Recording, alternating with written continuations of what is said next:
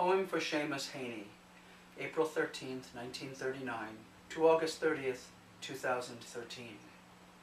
I've known you for over 20 years, but we've never met.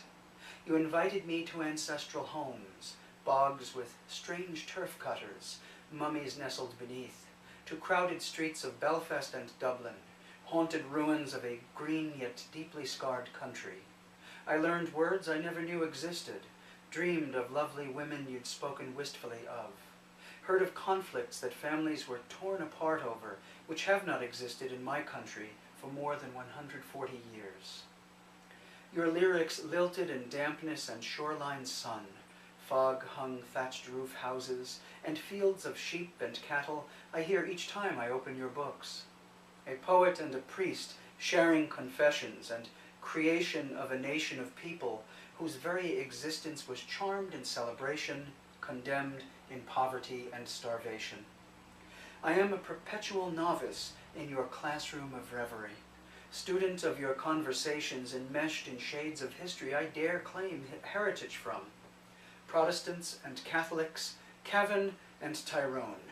Seamus, you are a word farmer from the north, perpetually digging, revealing a fertile past, transcribing the bonds between people and their precious strands of memory and language.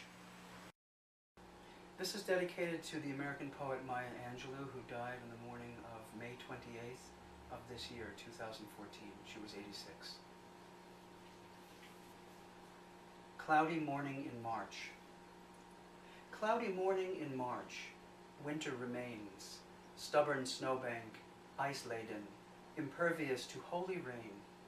Daffodil spikes are green ornaments beneath a somber sky. Seagulls sleuth for bread in a car-stained lot. Slush, which granted puddles to crow, has frozen to the regret of the blackbird. Since no human looks, and seagulls fight for breakfast, crow breaks the ice and sips the dark water.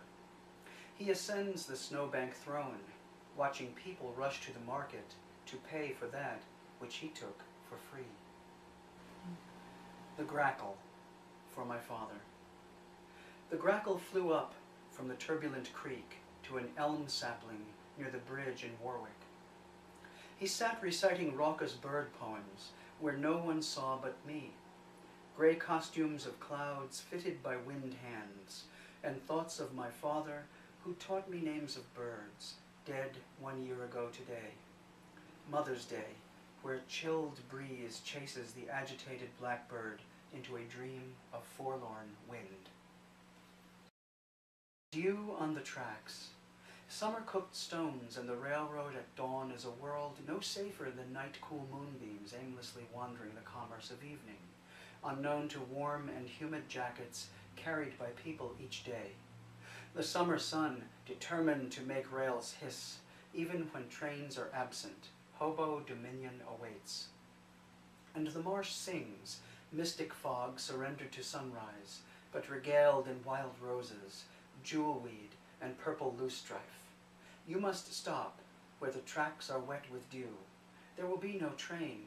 Creosote spices pungent skirts of a summer homemaker long after her stellar visitor has left before dinner. Barn spider hangs from nearby ruins of an old shed.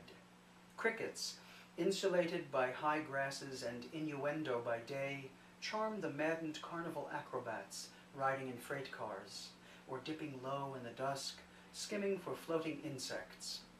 Gossamer verses carried by tree frog and nightbird chamber arias, the urchin's concerto. Sit on the cool rails, vagabond ghosts arrive. There is no fire, wood smoke prevails. Old kindling crackles and campfire entities will tell you their unpublished poems. So many farms abandoned, demolished by new owners after years of work.